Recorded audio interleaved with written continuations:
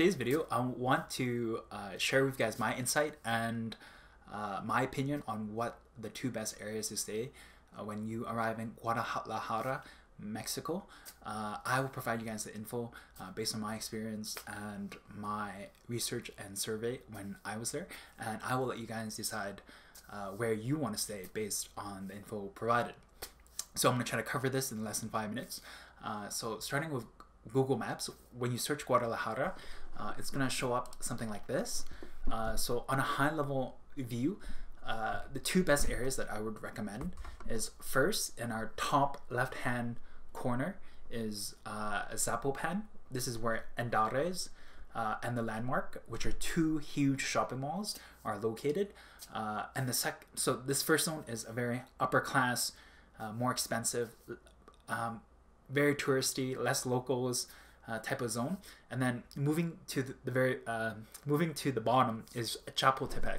So Chapultepec is this bigger red circle, and this is also touristy, but you'll see more locals, and it's much more cheaper, much more diverse.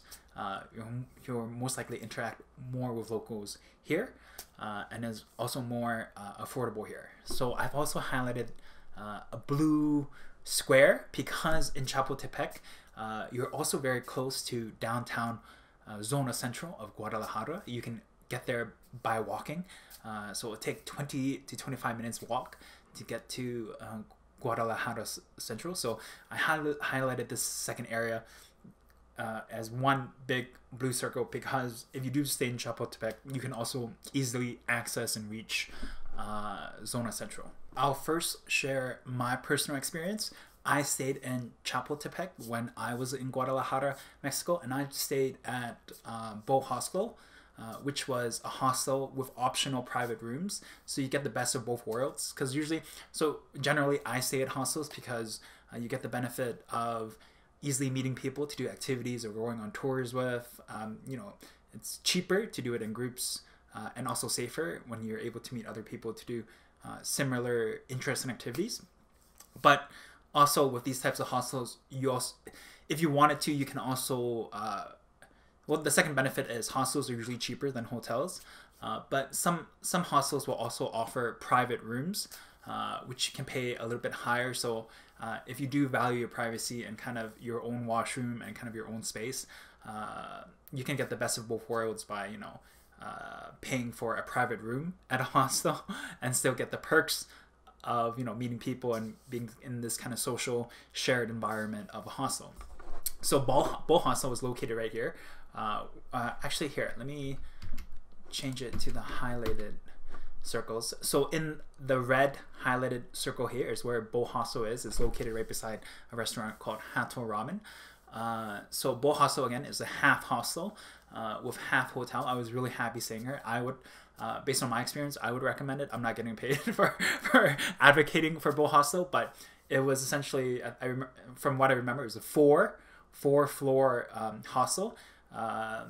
So the first floor is essentially just a lounge, a place to hang out, washrooms. So what I liked about it was there was multiple floors, very spacious. You had multiple showers, multiple washrooms. I never had trouble waiting for the washroom or a shower. If one floor was taken, like each floor had maybe like three showers and 2-3 washrooms. So if, let's say, the floor was full, I would just go to another floor. So each floor had washrooms that you could use. It was very easy to meet people here. It was very, a lot of traffic coming in and out. A lot of people staying here. It was a very good, safe, convenient location. So the first 2 floors, I believe, were shared. No, wait. Yeah, the first 2 floors were shared. I can't remember. There was one floor that had private rooms. The other 2 floors were shared dormitories, and then at the very top so the first floor and the very top floor are lounges where you can hang out with other people. The first floor is kind of like more chill. The top floor, where it's like the balcony, where it's also kind of like a hangout spot, is the kitchen, and usually there's activities at night or planned hostel gatherings, blah blah blah, that happen at the balcony. I also use the balcony to do work up there. So Bohostel was a very good place to stay. So again, this zone is Chapultepec. So Chapultepec, compared to the other zone, this one has very diverse restaurants, and it's all like spread out in this large area. So you can find Mexican, you can find, there's actually quite a lot of Japanese restaurants here, coffee shops, bars. I even saw a Lebanese restaurant. So many restaurants in this area. So in Chapultepec, there's more to explore. It's a bigger area compared to Zapopan. Everything is connected, and it's very easy to explore on foot in Chapultepec. And again, so to our very far right is Zona Central, or downtown Guadalajara. And if you stay in Chapultepec, it's about a 20 to 25-minute walk to downtown. So I mean, I think that's a perk, because you're staying in an area where you can essentially explore by foot two zones, Chapultepec and Zona Central. This place does have tourists, but I feel like compared to Zapopan, Chapultepec, you'll be able to integrate and interact more with locals. In Zapopan, there was just, when I was hanging around or walking around there, it just seemed to be mainly tourists. I would see more tourists. The ratio of tourists was higher than the locals. But in Chapultepec, you get a nice balance. So let me just share with you my experience in Chapultepec. So in this red circle is where I stayed at the hostel. As you can see, right beside the hostel is Hanto Ramen. So if you're hungry, there's an immediate ramen restaurant right beside it. And so, I mean, like, it's always convenient to have a food place that opens late. So Hanto Ramen, I think, open till 11 or 12, based on if it was a weekday or a weekend. So that was very convenient. There was also a laundry shop right beside the Bohostel. So this blue circle here, where my cursor is hovering over, that's the laundry shop. But this one closes early, like around 5 p.m. So my second alternative was Lavanderia Madero. So this is where I'm hovering my cursor around, this second blue circle over here. And then Bohostel was also close to Oxo. So this is the Oxo store I found myself most often frequenting. So Bohostel, and then if you walk, so this highway right here, there's a lot of street vendors and restaurants. So if you just walk, if you walk like a few minutes out and you walk along this highway, you'll find a lot. It's a very busy, lively street, is what I'm trying to say. And then if you need access to the bank, I've highlighted this green circle here. So you walk along this very busy, lively street to this green circle. Green circle is the Banco BBVA, where you can withdraw your cash if you do need to access cash. And then up here in the very far top, I guess, left-hand corner is my favorite restaurant. I just wanted to give a shout out to Yakomi Ramen, which is up here. And then I have a separate video for like the restaurants and ramen shops that I visited in Guadalajara, and which ones I think is best. You can check that out in the other video. And then so if you follow my cursor, what I did to get to downtown. So what you can do is from Bohostel, I would walk 3 minutes out to this lively highway. So follow my cursor. I don't know if you guys can see it. Let me see if I can. Here, there we go. And then the cursor, I move up here. I would go up, and then moving to my right, I would walk along this street. Along the street, and then you can pass by Lavanderia Madero, and you can pass by Templo Expiratorio del Santísimo Sacramento. So this was the nice temple to kind of go in and check out the architecture. And you pass Park Revolucion, and then you keep walking, and then you reach Zona Central. I would recommend walking towards Plaza Universidad. This is kind of like a nicer area.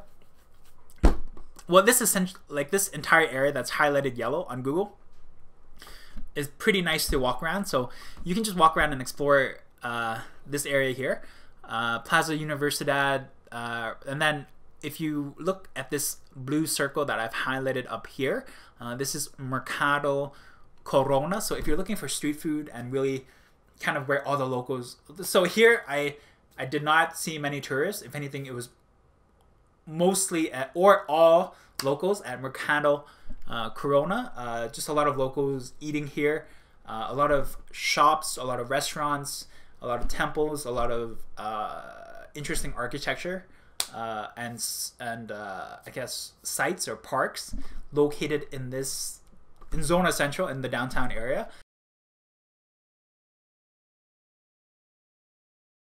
Zapopan, it's a very upscale, very modern area. There, based on my survey or based on my research, it's an area where there's minimal to no hostels. It's mostly hotels. So the price for accommodation here is higher, but it's a very safe zone. Chapultepec was pretty safe too. I didn't have any problems. But this zone, I think, is safer than Chapultepec. It's very touristy. There seems to be active police guarding the area. It's just a very touristy, modern zone. I didn't see, so it's like always lit up. So there's no like dark, sketchy alleyways or anything. So you're always in the, you're not around desperate, like the atmosphere and the type of people that are here, it seemed to be less of a risk is what I'm trying to say. I don't know how to, it's just a very upscale zone. So here there's two very huge malls that are located. So if you do stay, so there's notable hotels here like the Wyatt or the Hyatt. I don't know how to pronounce that. Wyatt, Hyatt, Regency, Andares. There's the Wyndham Garden, and so these are very big, fancy hotels. There's two big, also fancy malls that are located here. So it makes it very convenient and accessible. So starting with the first one is the Landmark, which is this mall that I circled down here. I would highly recommend for you to visit here. It's just a very modern, gorgeous mall. The architecture, like you can just appreciate the architecture when you do come to this mall. Like I for sure admired the design and the architecture here.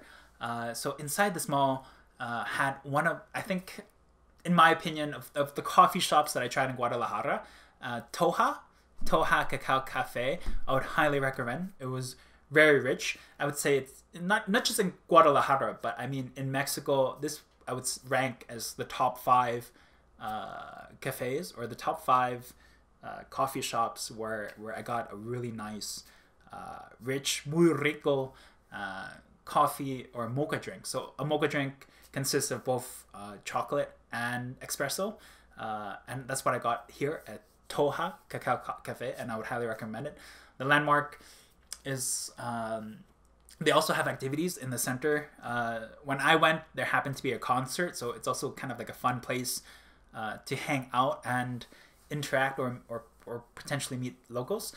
And then across from the Landmark, which is like a 2-minute walk, it's essentially you're crossing one street to access the other mall, is the Andares shopping mall. Andares is fairly larger than the Landmark, but it's not, I would say the Landmark is more quality, but less quantity. For Andares, it's also a very nice mall. They have nice sculptures and things there, and it's 2 floors, and it's it's not bad, but it's not like the design isn't like as sleek as the Landmark. But Andares is also very nice because along this street where my cursor is pointing, this is where all the restaurants are located. Zapopan, you have access to 2 giant malls with many different types of stores, which makes it convenient for you. However, there's also many restaurants for you to choose from. However, these restaurants will tend to be more of you know, an average to upper scale price because you are in an expensive area. Versus if you were in Chapultepec, you have more luck in finding like cheaper street food, like kind of like more local Mexican prices. However, there are many restaurants in Zapopan for you to choose from. So again, in Zapopan, it's more of like it's more of like a smaller area, I would say in a more concentrated area, and then everything that is outside this yellowish or these two malls, you would kind of need an Uber or taxi because it is quite distant.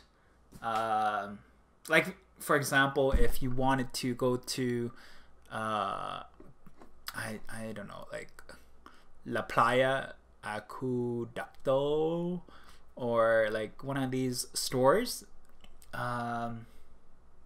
know, it's kind of a long walk. And you see how it's kind of like spread out very far in between. Like if you follow this river, like it's like these large highways, right? So here it's kind of like harder to explore on foot. That brings me to the conclusion of the video. And you know, so both these zones are fairly safe. They're fairly nice, and you have access to OXXO stores, the bank, laundry, coffee shops. So they're both fairly good places to get your accommodation. But between the two, if I had to personally recommend, I would recommend Chapultepec just because of the variety and the ability to explore. When, you know, for someone who is their first time arriving to Guadalajara and want to get more exposure to the city. And then you can stay in Chapultepec and then just take an Uber to Zapopan to explore if you wanted to. So this brings me to the end of the video. If you guys found this video helpful, I would appreciate it if you guys would consider giving it a like, subscribe if you want to see future videos that might be helpful. Maybe even shoot a comment or any kind of advice if you know more about Guadalajara.